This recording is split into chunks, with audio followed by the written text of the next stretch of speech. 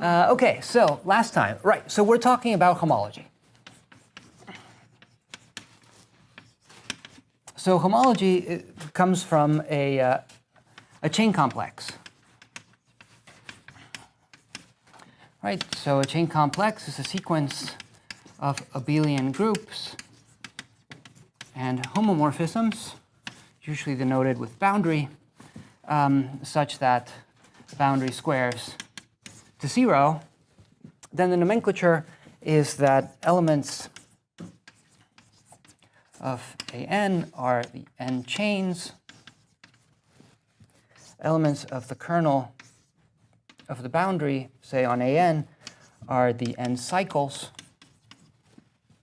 Elements of the image, so let's say this is the n, this is the n plus 1, are the n boundaries. And the nth homology of the chain complex is, by definition, the cycles divided by the boundaries. All right, so elements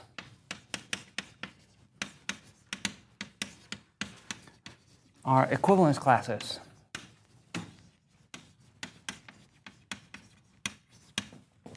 Of cycles, and 2 cycles are equivalent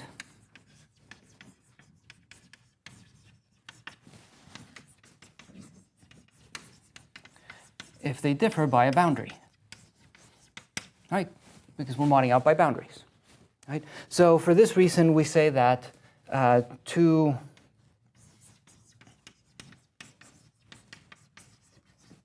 cycles are homologous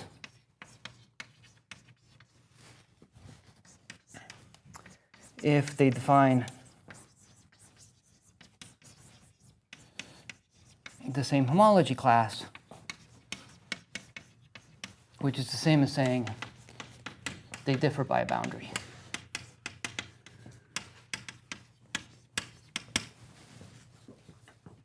Okay, so any chain complex, you get homology. Given a space,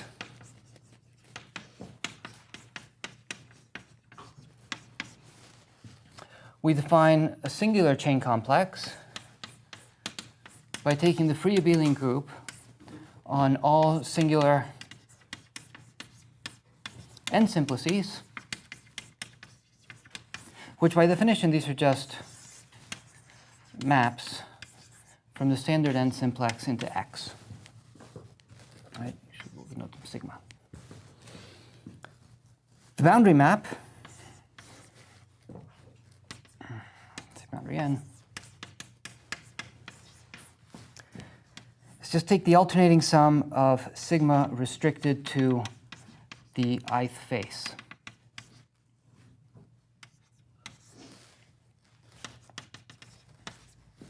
Right?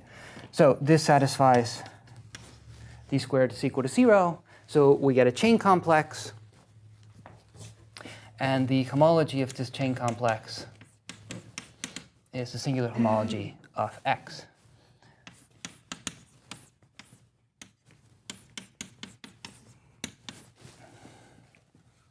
OK.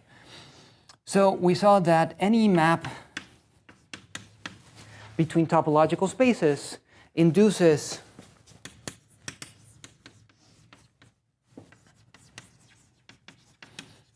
a chain map between the singular chains on X and the singular chains on Y.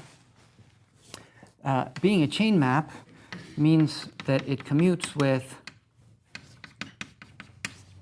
the boundary operator. And we saw that that's all you need in order to get a map on homology groups. So this we sometimes denote by HNF if we want to keep the n in the notation, or just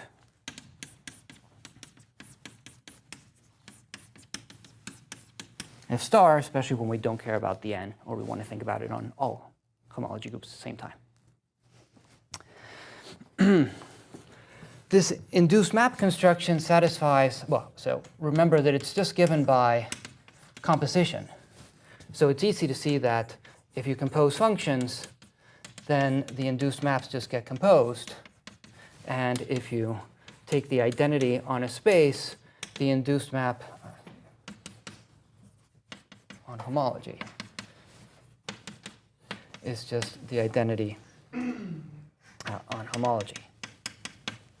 So in particular,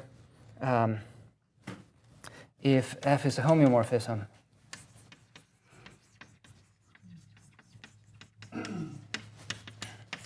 then F star is an isomorphism. Okay, and we're in the process of seeing that homotopic maps also induce the same map in homology. Okay, but before we get back to that, are there questions on homology in general? Yes. We also talked about like H tilde. Yes. Can you explain again what that is? Sure. So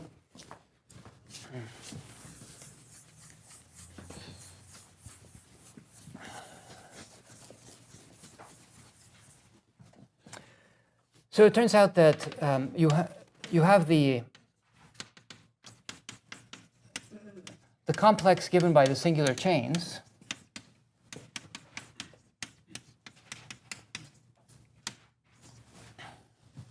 Right, so this is the singular chain complex. But you can augment it. So we're not going to change anything.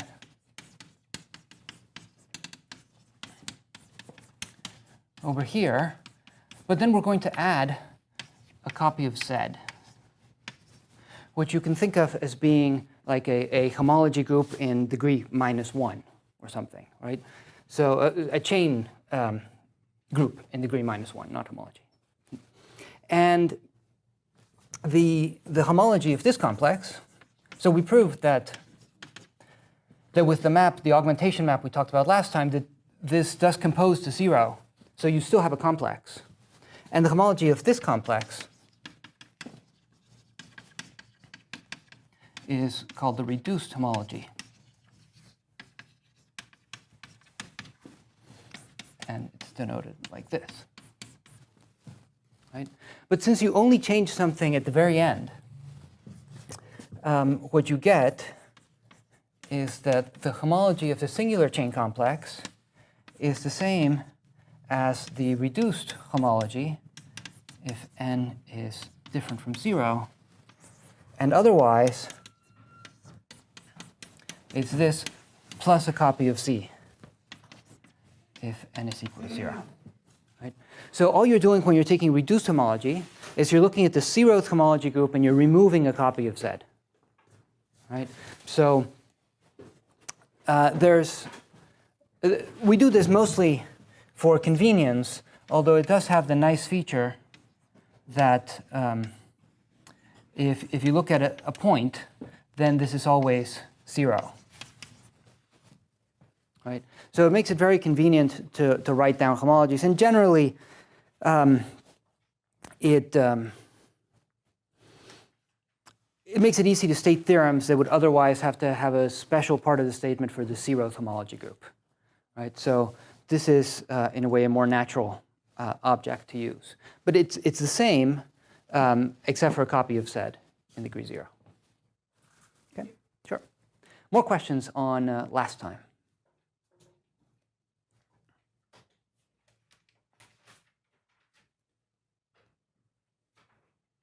Yes? We were talking about taking the Cartesian product with the interval Yes. last time. Are we going to talk more about that this time? Yes. Okay. Yes? So whenever we say the homology of a complex, it means for all n. That's right. So it means the sequence of abelian groups that you get by taking these quotients. Right? Yeah. So if we talk about the nth homology, then it means precisely the quotient that you get from Cn or An. But if we just talk about the homology, we mean all of the groups. Okay. more questions on last time?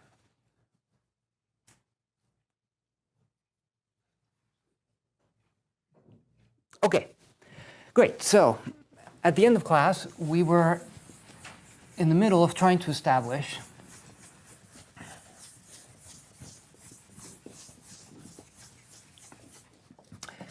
that if you have two maps,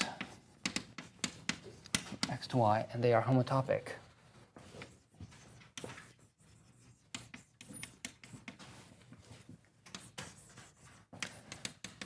then they induce, well, let's write it like this. They induce the same map in homology.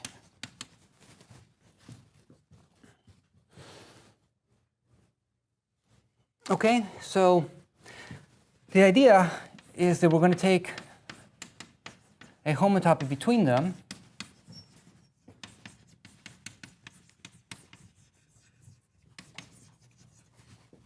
and construct a map of the chain complexes. Right? So what we were doing was a prism map. It's going to take a singular n complex on x and give us an n plus 1 complex on y.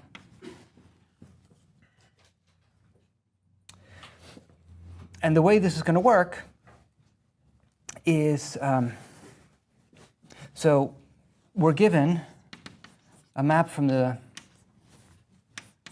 standard n simplex to x, and we want to get some map over here, p of sigma, which should be a map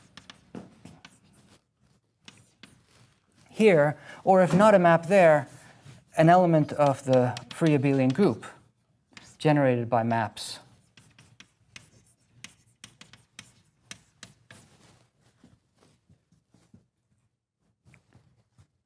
Right? So we have a construction, which I'll review in a second, that takes a singular chain here, uses this homotopy, and gives you something in the free abelian group. So a linear combination of maps from the n plus 1 simplex to y. Right?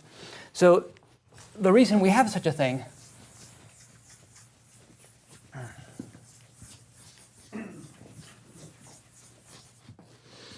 said, well, you can take sigma, and since here we're multiplying by I, you can lift this up trivially, just take sigma cross the identity from the n simplex cross the interval to x times the interval. Right?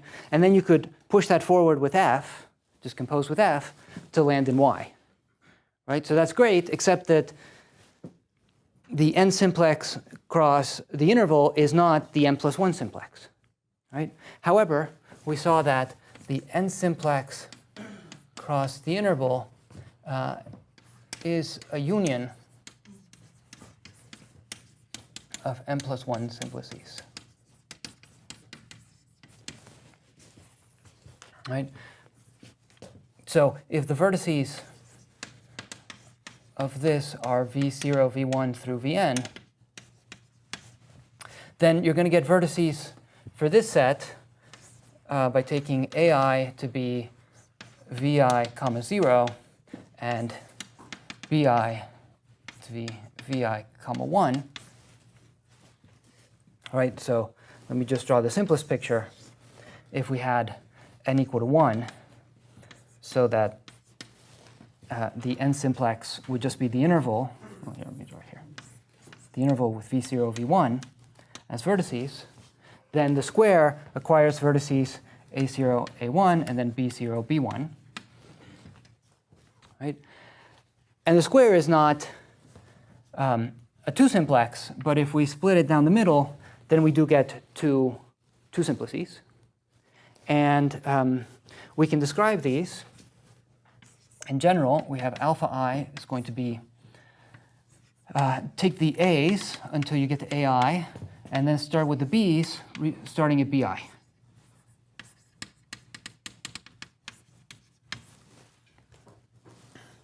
Right, so in this case, alpha 0 would be what you get from a0, b0, b1. right? So these vertices. And alpha 1 would be what you get from A0, A1, B1. Right? We saw the case n equal to 2 in detail last time. And I will refer you to the book for a proof that this always gives you, it's easy to see it always gives you decomposition, but it's also true that the interiors don't overlap in any dimension, right? So the book has a nice proof. It's not hard, but you want to rewrite the simplices instead of thinking about coordinates that add up to 1, you want to think about it as partitions of the unit interval. And so as not to spend time going into that, I'll just refer you to the book. Okay, but we have this decomposition. So great, so that's how we're going to take something like this, push it forward along F, and get something here. Our map is P of sigma is -1 to the I, F composed with sigma cross identity restricted to alpha I.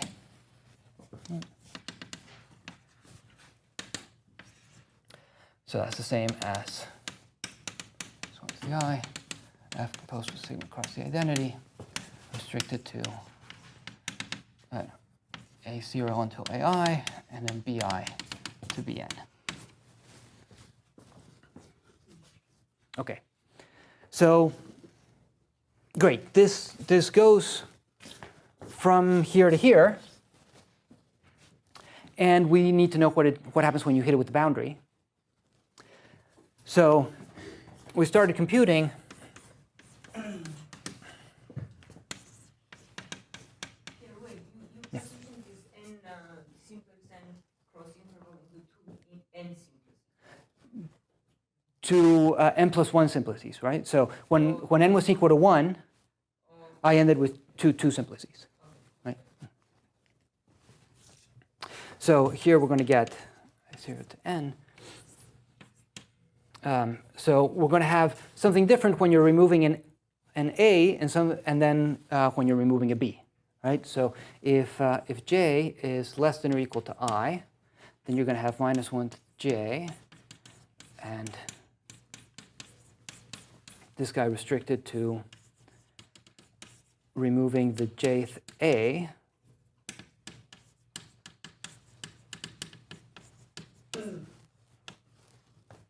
And then we're going to have a similar sum when j is greater than or equal to I. This should have been j. This should be j plus 1. F composed with sigma across the identity.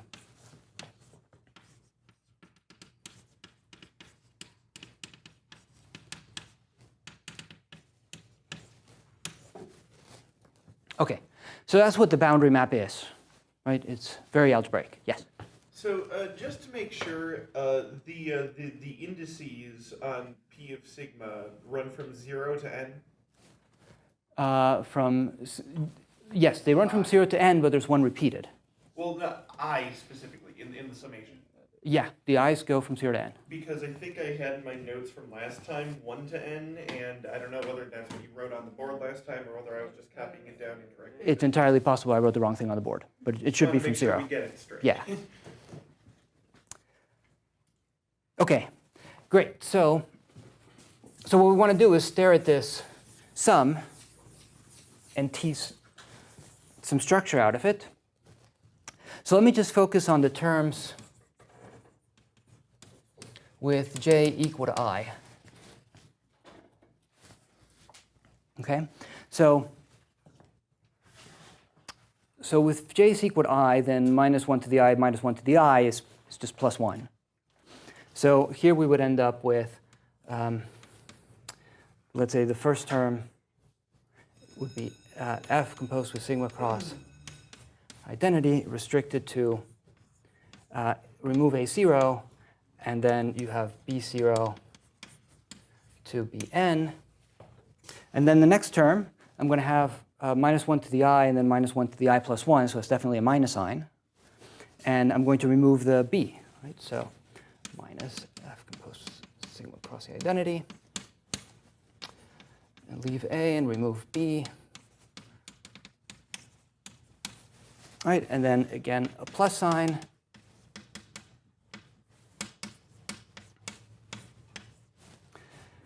And now I'm going to have A0, A1, which I remove, and then B1 to Bn, and then a minus sign. A0, A1, remove B1.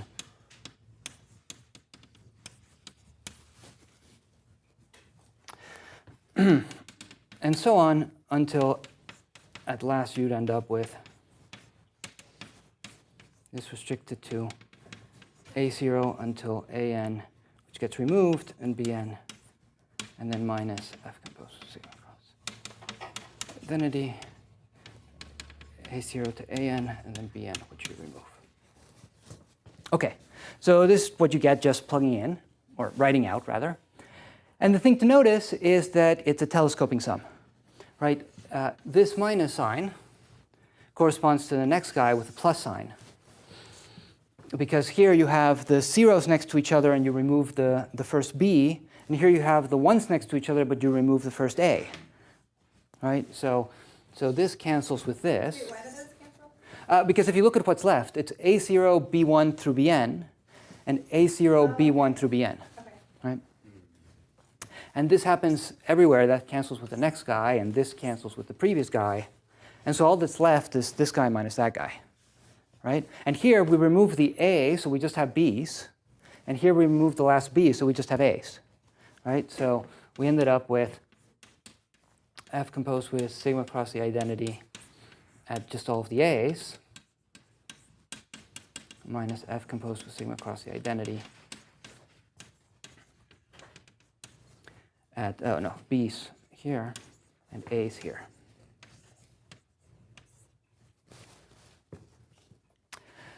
OK, so sigma across the identity, but notice this, let's go to the picture. All of the B's, that's the top face, and all of the A's, that's the bottom face. Right? So if the homotopy started at G, then this is just G composed with sigma minus F composed with sigma. Right? Or if you like, it's G sharp minus F sharp applied to sigma. Can you say one more time where you get that it's G composed with sigma minus F? Sure. So it's just going to be the top edge, right? So this is sigma times the identity. So if you just restrict to this slice, it's just sigma, right? And then you're pushing forward with capital F, which is a homotopy between F and G. So it's just putting G at the top edge and F at the bottom edge, right? So the composition is just G composed with sigma, right? And same thing at the bottom edge, you just get F composed with sigma.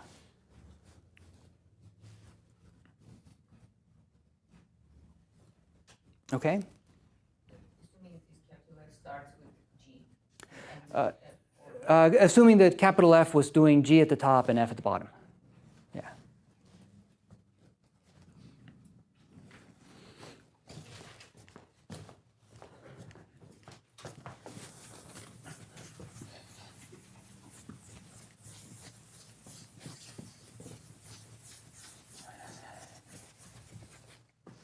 OK. Then I'm just going to assert that the terms with I different from J can be identified with minus P of boundary sigma. Right? So I'll leave you the fun task of checking that. Right? So that altogether, we see that boundary of P of sigma is equal to G sharp sigma minus F sharp sigma minus P of boundary sigma. Right? Or better, boundary P plus P boundary is equal to G sharp minus F sharp.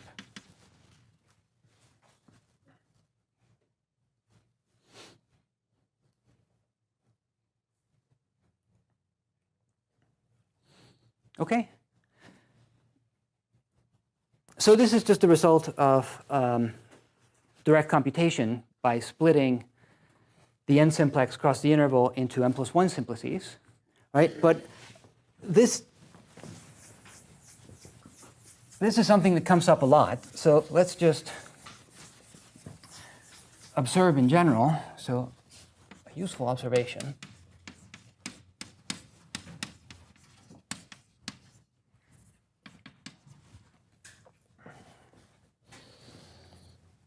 So let's say that you have two chain complexes. So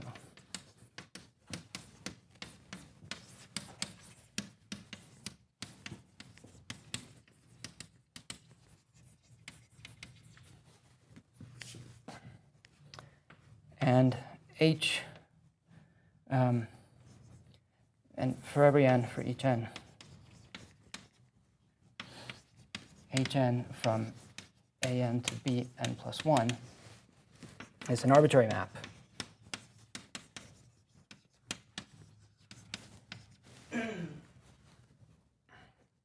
Homomorphism.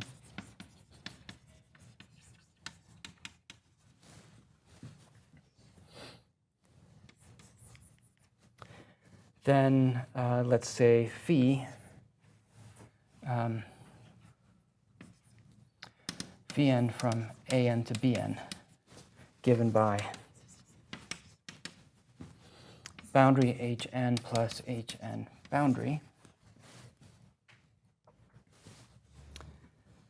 No, so boundary will move you down to n-1, and this would be boundary n, and this would be boundary n, n+1.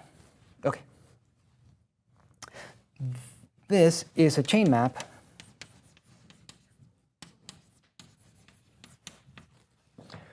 with induced map always equal to 0.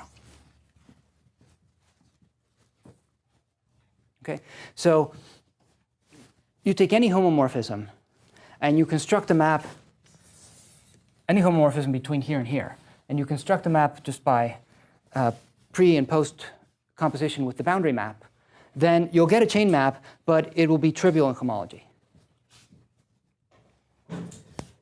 Okay, so why is that? Well, that's easy to see. First way is that a chain map. So if we do, so chain map is the same as saying that it commutes with the boundary. Right, so if this is n, then this is n-1, and if this n, this n+1. No, that's just n.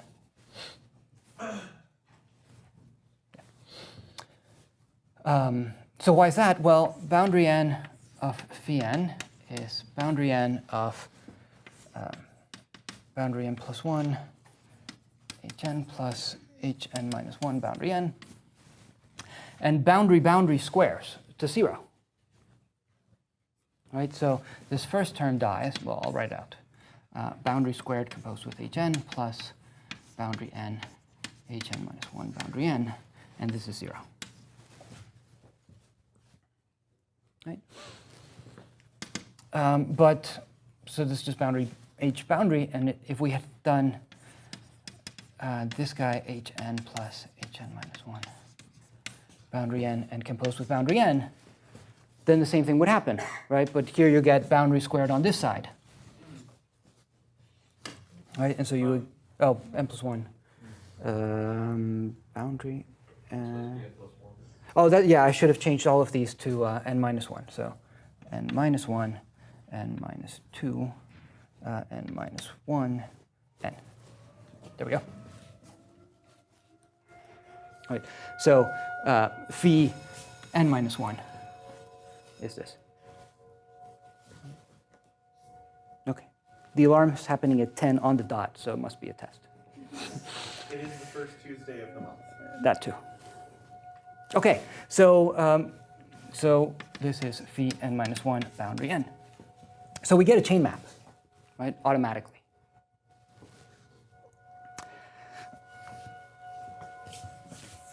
On the other hand,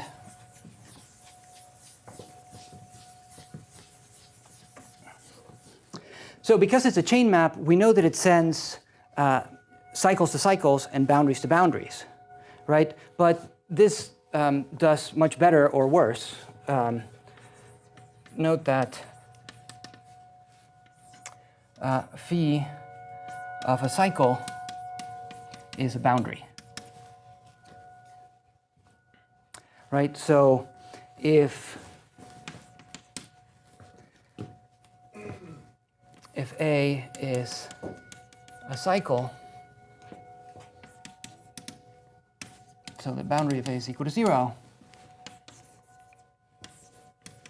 then phi of A, which is boundary H plus H boundary on A, well, boundary A is equal to 0, so this term kills A, right?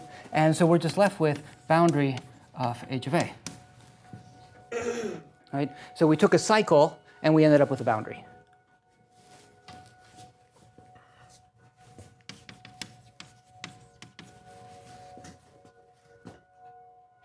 Okay, but that means that the induced map in homology is trivial, right? So Hn of phi from Hn of A to Hn. B, the way this works is you give me a class, representative cycles. I just take a representative cycle, apply the map, and then take the equivalence class, right? But this is a boundary. This is the class of boundary of H of A, and that's just 0.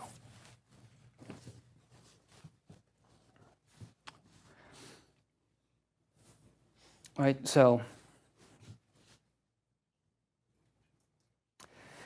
any map that you construct by taking arbitrary homomorphisms and then pre- and post-composing with the boundary is going to be trivial in homology.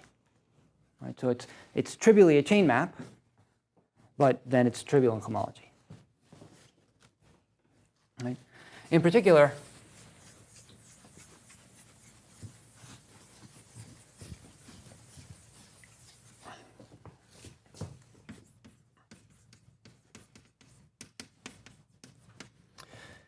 our prism map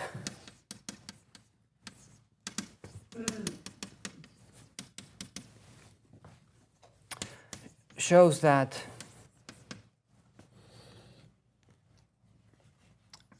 the induced maps F star minus G star is trivial in homology.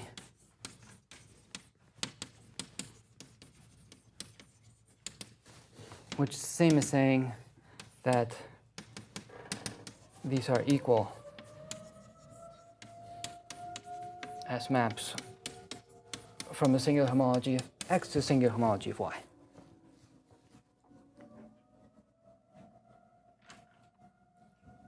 Right? So for this reason, or from this example, let's say,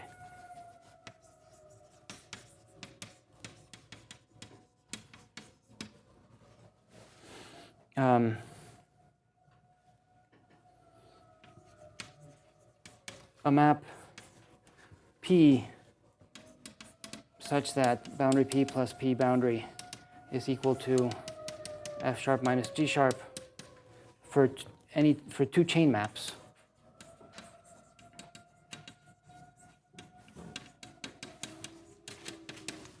F sharp, G sharp. So just a second. Imagine that you have just this situation, but you have general chain complexes and chain maps between them, F and G, not necessarily coming from geometry. If you construct a P such that this happens, then this is called a chain homotopy, because it's what you get from an actual homotopy when you're working with geometric spaces. So, yes, a chain homotopy. Yes? So over there on the left board, you had boundary of P plus P boundary equals G sharp minus F sharp. Oh, sure. And now you, okay. Thanks. Still shows that that's trivial.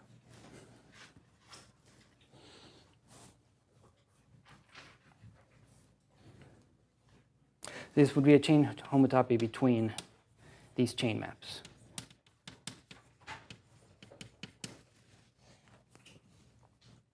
Okay.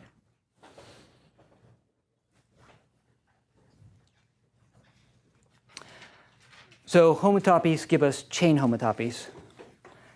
And so homotopic maps give us the same map in homology.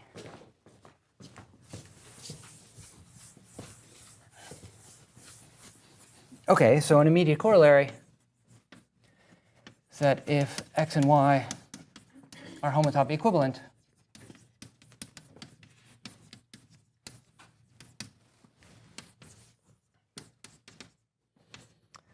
then their homologies are isomorphic.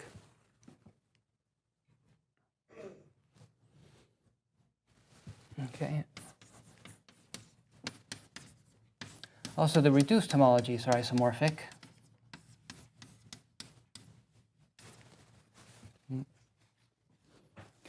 So I'll let you think through why a map of spaces also gives you a map between the augmented chain complexes and hence a map between the reduced homology groups. Right, but with no new information, really. So in particular,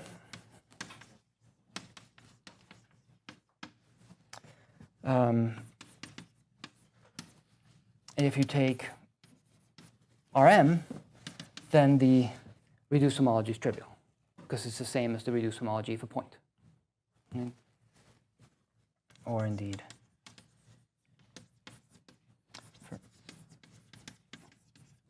for any contractible x, the reduced homology is the point.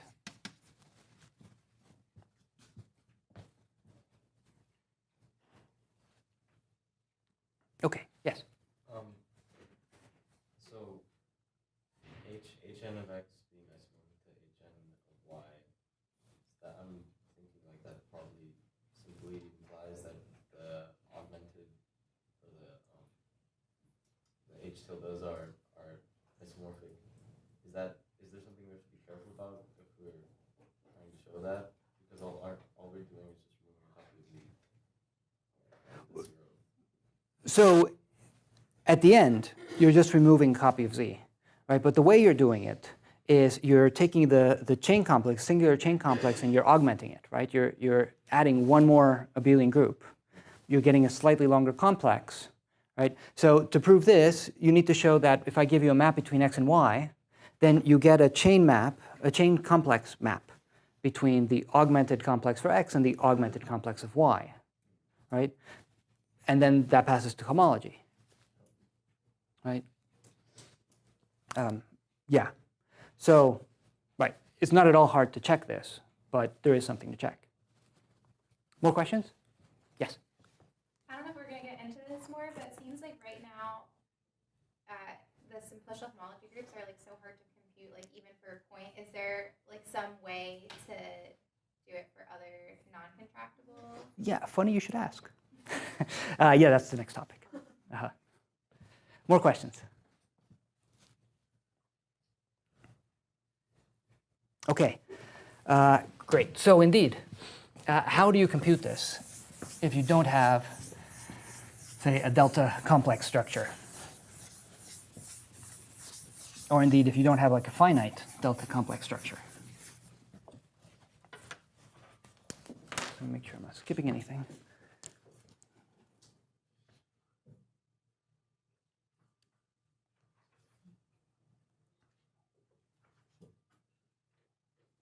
Okay, so great. So we come to one of the central concepts of algebraic topology, which is exact sequences.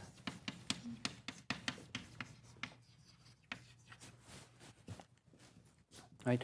So an exact sequence, as we'll go over in a moment.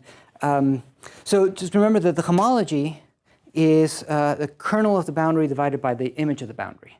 So the homology is measuring the difference between the kernel of the boundary and the image of the boundary, right? So exactness is when there's no difference, when the kernel is the same as the image. So these are going to be just sequences where there's no homology. Right? So, but more precisely, so if we have a sequence of abelian groups and homomorphisms,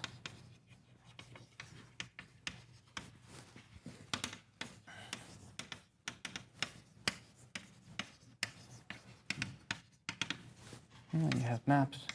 I mean, they don't have, let's say, alpha n plus 1, alpha n. So you just have a sequence. Then we say that this is exact at a n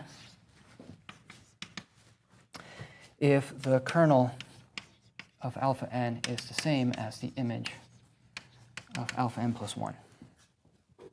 Right? So if there's no homology at that place. Right? The sequence is said to be exact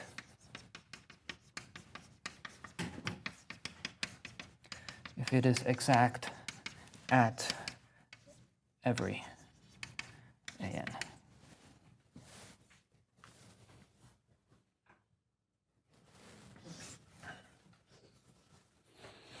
Okay.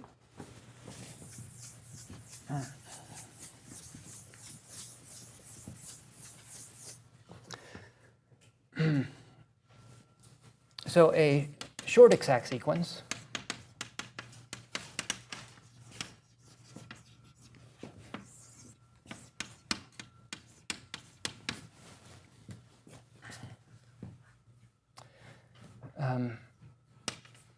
is an exact sequence of the form 0 goes to A, goes to B, goes to C, goes to 0. Let's say that this is F and this is G. Okay, so we have 3 abelian groups, and then we have zeros at the end, right? The trivial abelian group. And so we don't label this map or this map because there's only one map, one homomorphism from 0 into a group, and only one map from C to 0. So what does it mean for this to be exact? So let's see, exact at A. So I don't put any condition on something that doesn't have maps from both ends. Right? So here I only have conditions at A, B, and C. Exactness at A means that the image of this map, the image of 0, is equal to the kernel of F. Right? So that just means that F is 0 only at 0, but for a homomorphism, that's the same as being injective. Right? So that's the same as saying F is injective.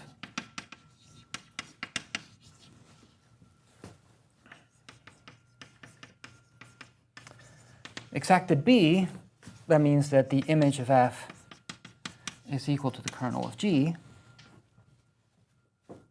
Right? So you can think of that as saying there's no homology at B.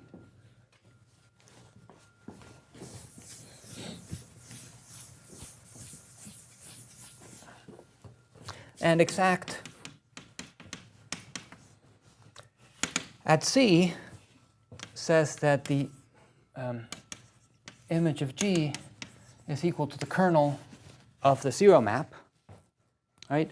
So of course, the 0 map sends everything to 0. So the kernel is all of C. Right? So this is the same as saying that G is surjective.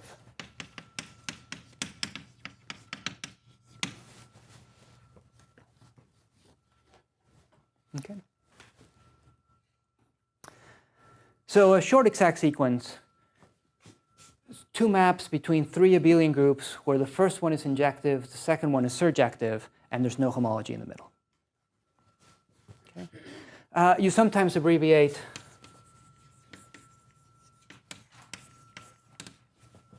and you leave off the zeros. So you put a hooked arrow to indicate injective, and a double-headed arrow to indicate surjective. And so then all that's left is the condition at B.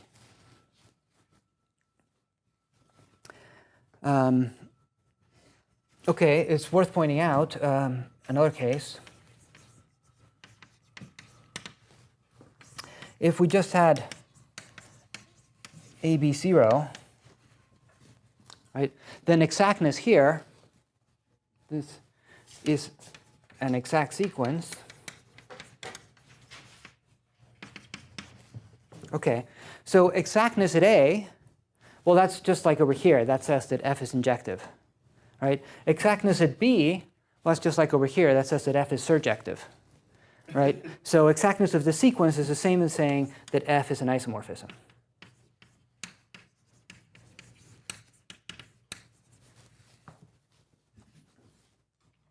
But this is not considered a short exact sequence? No, I could add another 0, and then it's a short exact sequence. Oh, okay. But no, that would not be a short exact sequence. Yes? So, as an example of a short exact sequence, could we, for instance, have B be the direct product of A and C, and then F is just, you know, The projection, the obvious inclusion, embedding? and then the projection. Yeah, sure. Okay. But you would take the direct sum because they're abelian groups, which would be the same thing. Yes? Well, Yeah. So what does, how does this definition of a short exact sequence relate to the general definition of the chain, where you have, you know, n, or the index of the group can run to? Right. So, so on the one hand, it's a new concept, new definition. We have a sequence of abelian groups and homomorphisms, and we're not saying that it's a complex, right? We're defining a new thing called exactness, and you can be exact at one place without being exact anywhere else, right? On the other hand, let's say that the whole sequence is exact. Then it is a complex, because if you compose maps, you get 0, right? But it's much stronger than being a complex, because when you have a complex, you get homology groups, right? So this is the same as saying I have a complex, but all of the homology is trivial, right? There are no, all of the homology groups are trivial, right? That's what exact sequences are, right? So they're chain complexes with no homology. The short just stands for the number of stuff. That's right. Short exact sequence is just when you have 5, but the 2 at the end are 0. It just comes up so often, like all the time, bread and butter, that it has a name. In these course, are you going to do homology as well?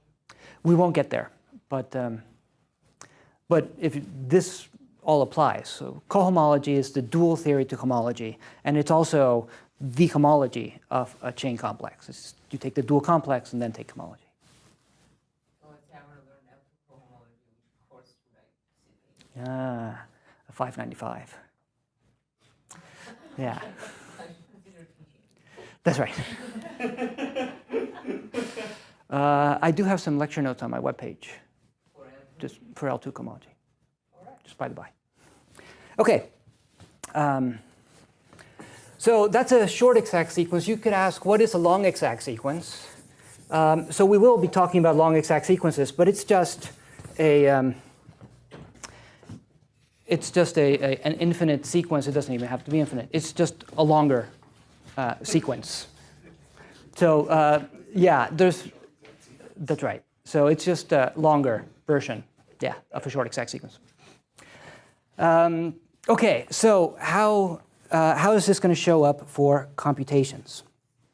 Well, let's do first the simplest case, or the case with the simplest looking result, and then we'll complicate it a little to something we can prove. So a good pair of spaces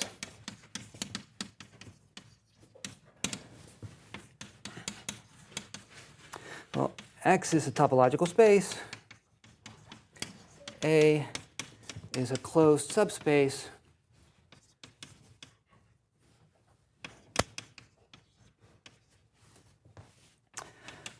such that A has a neighborhood in X that deformation retracts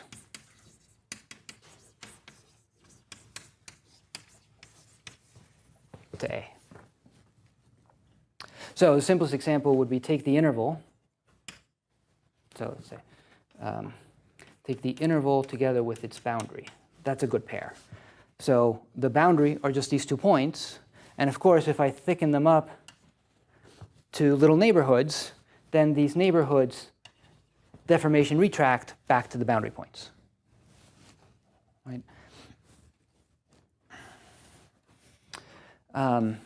Lots of things are good pairs. So, but almost always what we mean when we talk about a good pair is if X is a cell complex and A is a subcomplex.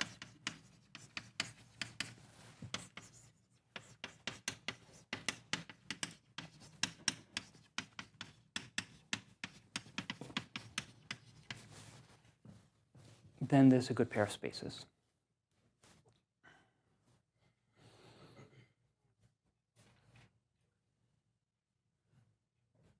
Okay, so why do we care? Well, here's one nice property. If you take X and then you collapse everybody in A, this is still a cell complex.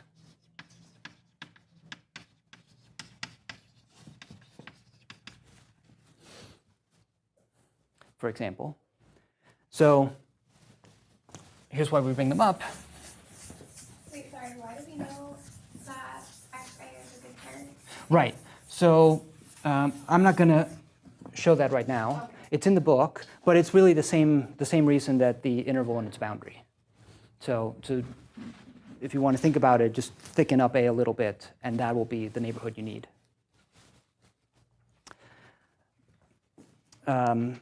Okay, so here's the theorem that we will prove several classes from now. So if XA is a good pair,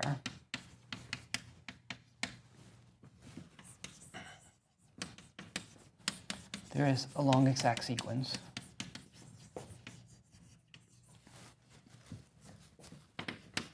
let me make sure I put the groups in the right order. So Hn plus 1 tilde of XA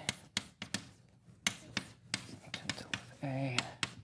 Is a long exact sequence just not a short exact sequence? Basically, it's just an exact sequence, but we say long.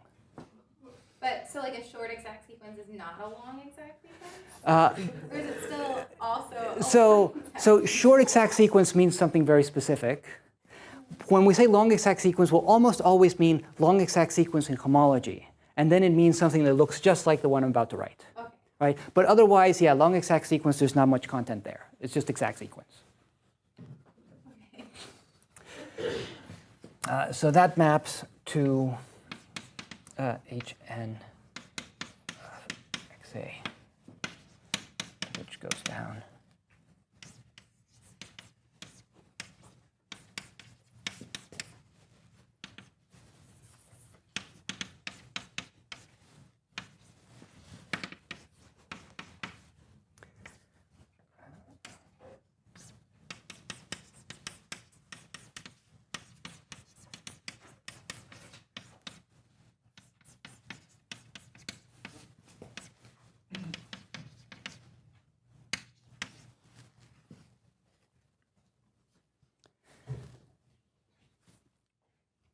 Okay, so we have this long exact sequence. I haven't told you any of the maps. So I'm going to put I star there and J star here. I star, J star.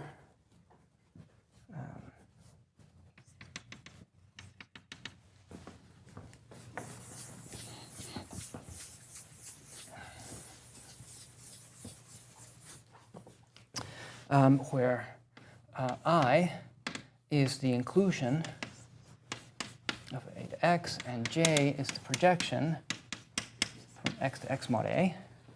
Right, so those are geometric maps, and so they induce maps on homology. Right? And then we need maps between the homology of XA to the homology of A. So these, confusingly perhaps, are also denoted with boundary. Right? We're stuck with it. That's always how it's denoted. This is known as the connecting homomorphism.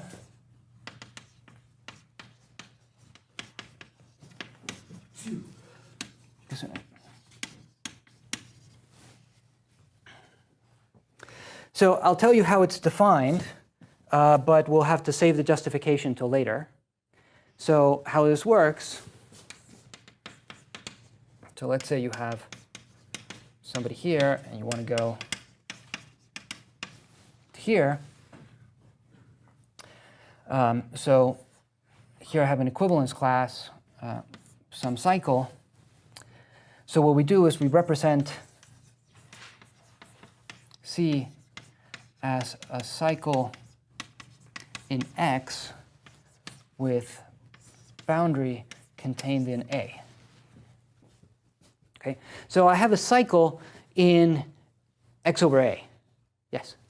So the way you wrote the exact sequence, we're going from Hn plus 1 of X over A to Hn of A? Thank you. Yes, this should be n minus 1. Yeah. Oh.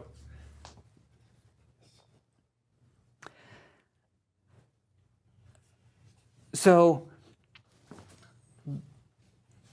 the things I'm not justifying at the moment is that you can represent this class by a cycle that actually lives in X. It just has its boundary in A, right? So that's why it, not a cycle in X, a chain. Right? So it's going to give you a cycle in X mod A because everything in A is trivial in X mod A, right? So you killed the cycle in X mod A, but the claim is that you can represent it by a chain in X with this property, right? So let's assume that you can do that. Then this map is just take the boundary of such a representative.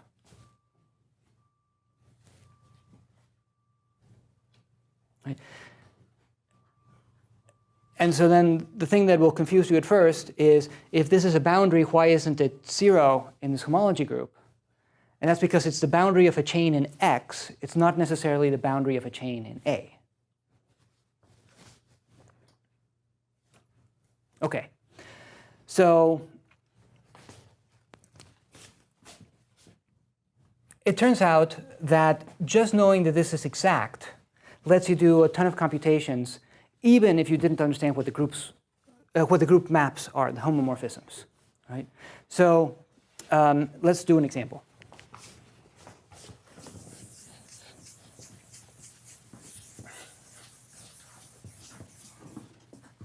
So accepting this, consider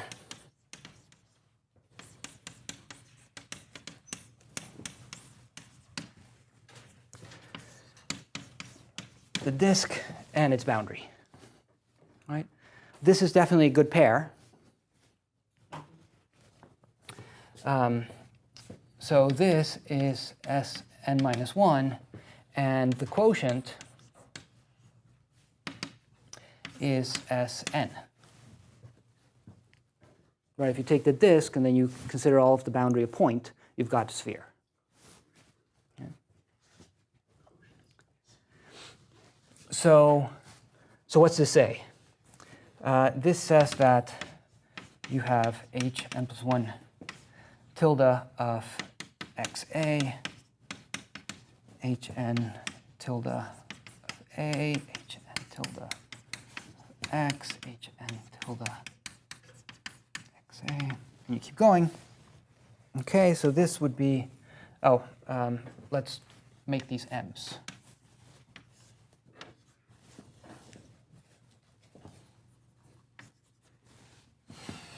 Okay, so this would be h tilde m plus 1 of s m. This would be hn tilde of s m minus 1. This would be hn tilde of the disk. And then hn tilde of s m. Right.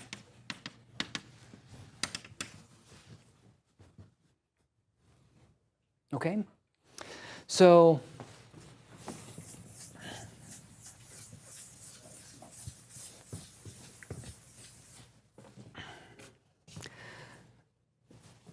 now the disk is contractible, right? So its reduced homology is 0, right? So this is 0 for every n.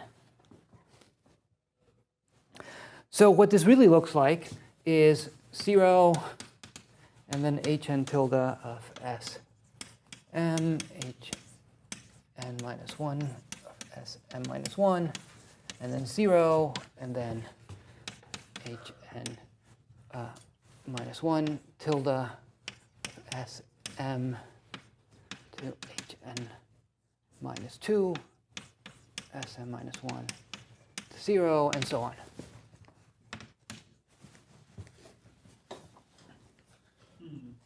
Okay? Now this is exact. This is an exact sequence, so it's exact at every place. Now, like we saw before, exactness here tells you this map's injective. Exactness here, because this is 0, tells you this map is surjective. So these are just isomorphisms. Right? So for every n, hn tilde of sm is isomorphic to hn minus 1 tilde of sm minus 1.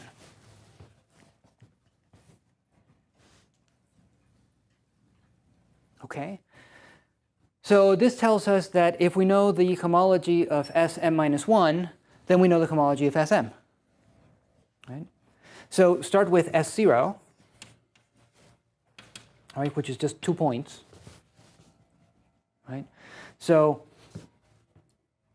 we know the homology of this guy. The homology is the direct sum of the homologies of the connected components.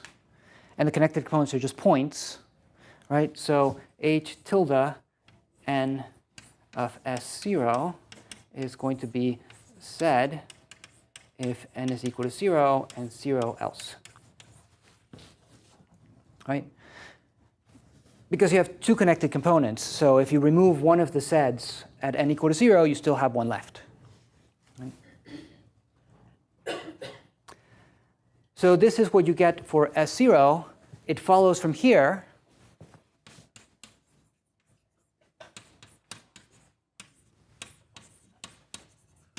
that the homology of the M sphere is Z if n is equal to m and 0 else.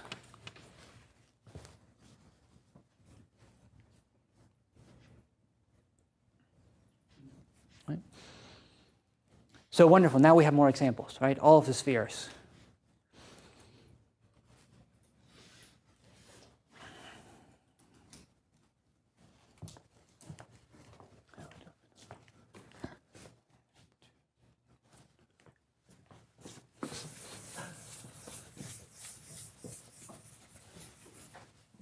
Can you say one more time why the zero reduced homology group of the zero sphere is the integer? Sure. So let's just compute the unreduced homology. Right? We showed that the unreduced homology of a space is equal to the direct sum of the unreduced homologies of the path components. Right? You have 2 path components, so it's just the direct sum of the homology of a point with the homology of a point. And we computed the homology of a point. Right? It's just a sed in degree 0 and nothing anywhere else. Right? So we just get 2 seds in degree 0 and 0 everywhere else. And so if you reduce, you're just going to get 1 sed in degree 0. Yes? So is this going to be like our Meyer-Torres or McKinnon for homology?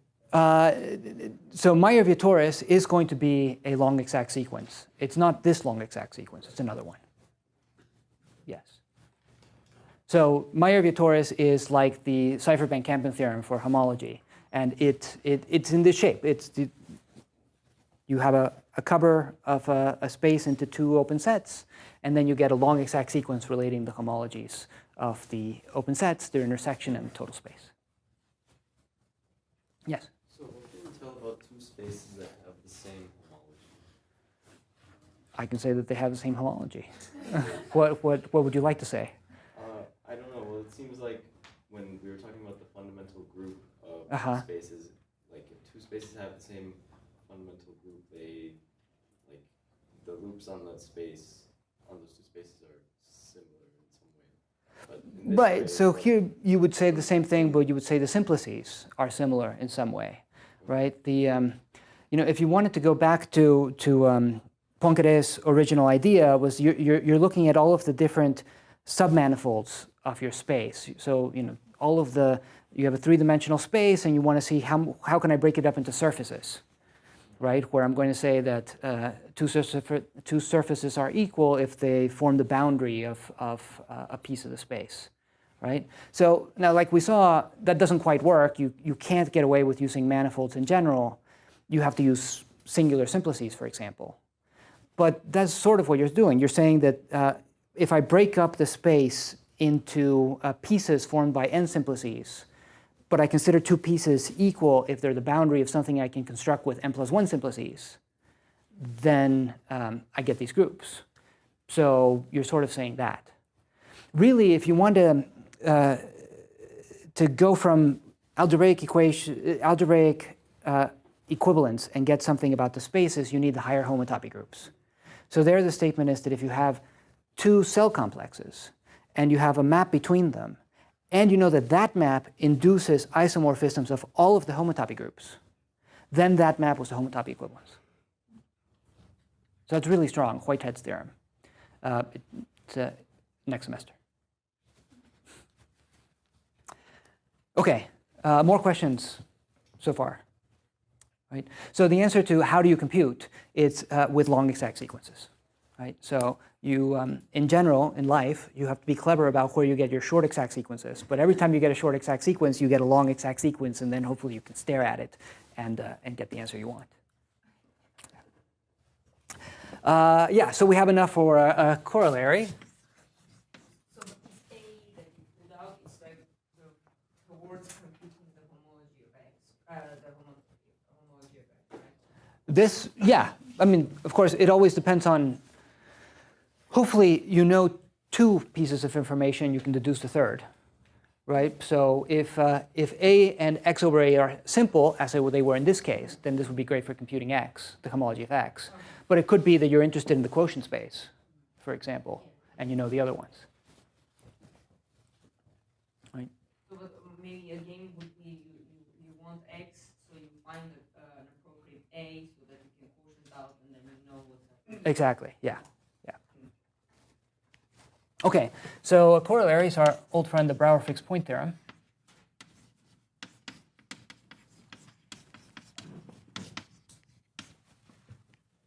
Right, so there is no retraction.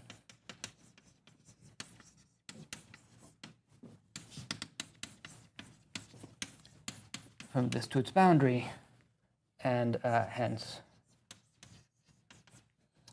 every map from this to itself has a fixed point.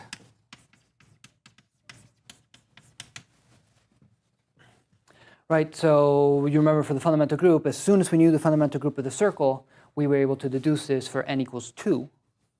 Right? Well, now that we know the homology of the spheres, we can deduce this for arbitrary n. Right? So the proof is the same. If you have a retraction, so assume that we have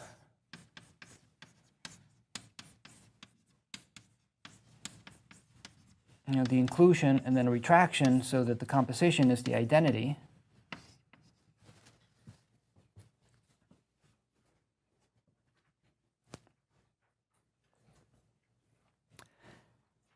And then apply homology.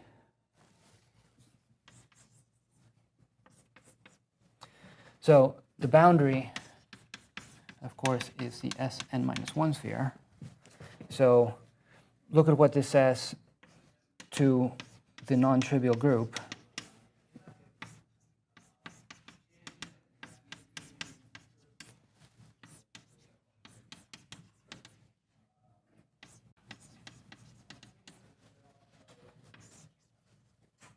All right, so let's put tildes. This would be the induced map from I, the induced map from R, and this would again be the identity. Right? This is said,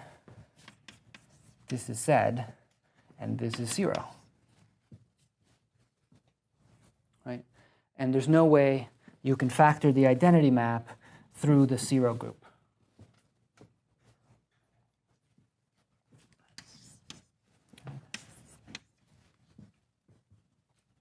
So the same contradiction we got to in the case n equals 2 with the fundamental group.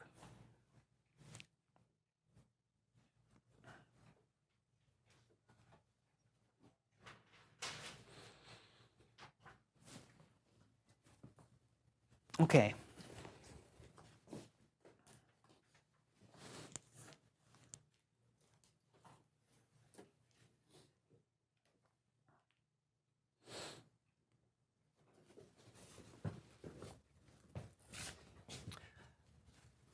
Okay, so now we want to move towards proving this theorem. But what we're actually going to prove is something where we don't assume that we have a good pair, but then this third group is not quite as geometric as taking the quotient. Right? So let me just define the group we're going to get, and then we'll start proving things next time.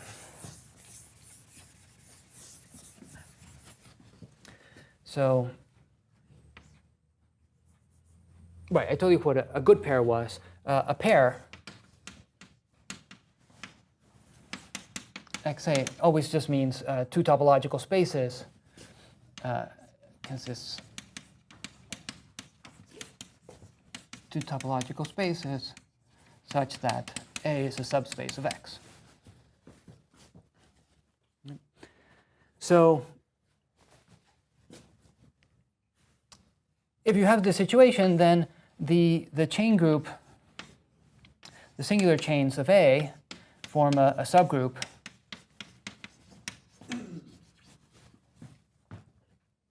in fact, the singular chains of A with the boundary map form a subcomplex of the singular chains of X with the boundary map, which just means that if you have a singular n-simplex in A and you hit it with the boundary, you get a singular n-1 simplex of A. But because it's a subgroup, we can define Cnxa. This is going to be the relative chains or the A relative chains, if we want to spell everything out, to be just the quotient Cnx, Cna. Okay.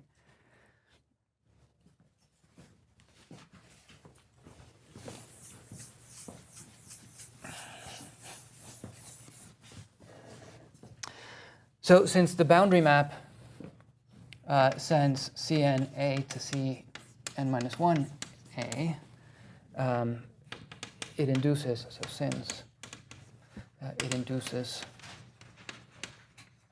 a map from Cnxa to Cn-1xa,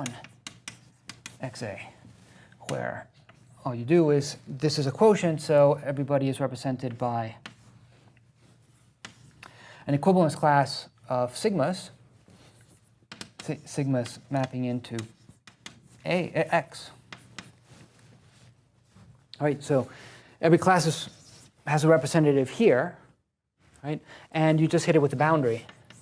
This maps to the boundary, the equivalence class of the boundary. Well, it's actually the boundary. equivalence class of the boundary. Of course, the boundary lives in the free abelian group on the maps.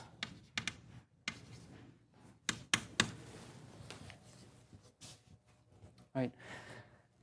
This is well defined because if I pick a different representative, it differs by something that maps into A. When I hit it with the boundary, I get something that again maps into A, and so I don't care about it in this quotient either.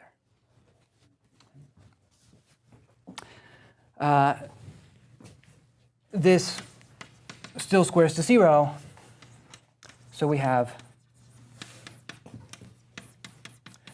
relative homology groups.